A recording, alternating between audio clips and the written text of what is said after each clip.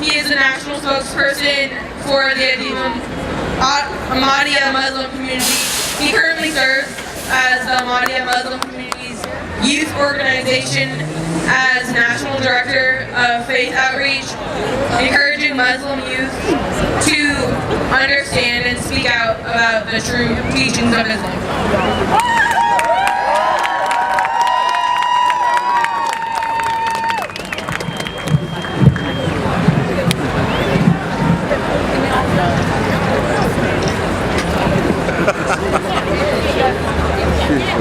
Assalamu alaikum. Alright. Thank you, everybody. I'd like to, on behalf of the Ahmadiyya Muslim Community, I'd like to thank all of you and the organizers for welcoming me here to speak with you. It's an honor to be here not only to commemorate the 85th birthday of the Reverend Dr. Martin Luther King Jr., but also 50 years of his famed I Have a Dream speech that he delivered at the footsteps of the Lincoln Memorial in Washington, D.C. You have all come here today and you've marched across this city, not only to remember Dr. Martin Luther King Jr., the man and the leader, but to also give respect and attention to his dream.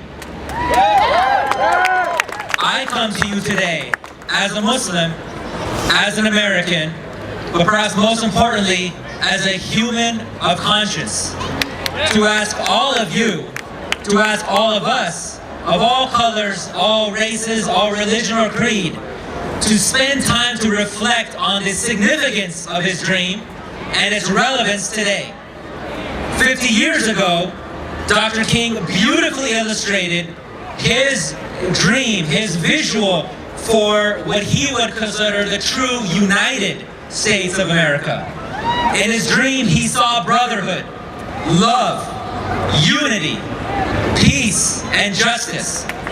He saw the people of this nation finally realizing what it means when we say that people are created equal. He saw white men and black men, white children and black children, all finally seeing in each other brothers and sisters.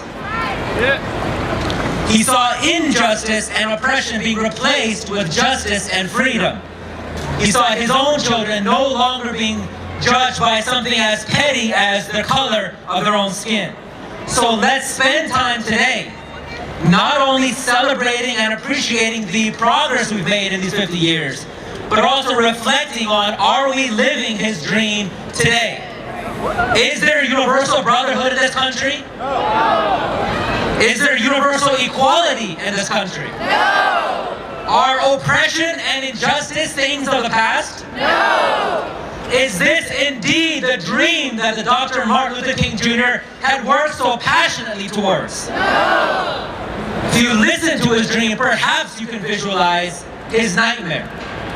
His nightmare would be a divided country.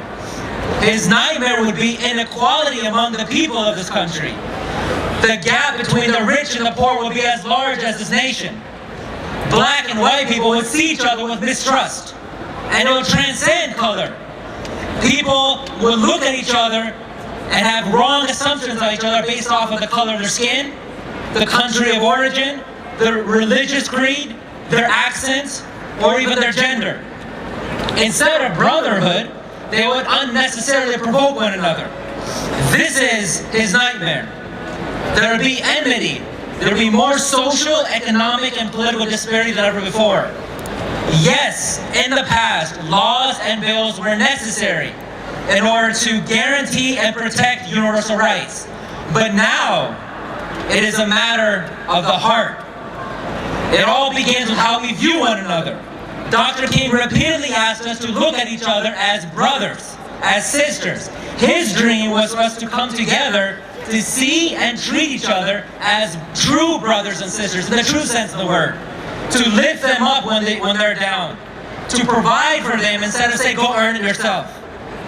To care for them without expecting anything in return. If you're a believer in God like I am, search your soul and your own faith's teachings to see that this is not just some civil rights leader's wish.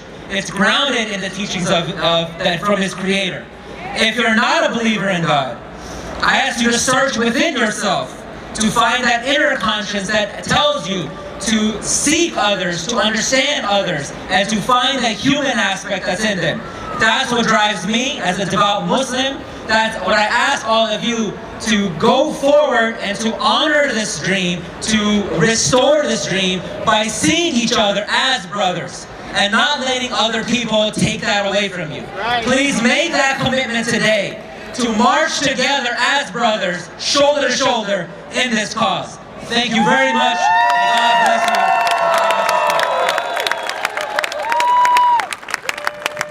Everybody give him another hand. It was really awesome talking as he was talking. I kind of went back and was thinking about how far we have come. And I'm just even looking out and seeing all the 12 men in the crowd and thinking about how far we've come with the Seahawks. And then I'm thinking about how far the road to the Super Bowl came through Seattle. And now I'm just really looking at it all the time and thinking about how the $15 an hour minimum wage is going to come through Seattle. And I'm thinking about how we are the only county in the nation that is named after the Dr. Martin Luther King Jr. How far we've come and how far we're going to go. And right now I am so excited to introduce one of my great friends, Alex Eager, who's going to come and give us a song.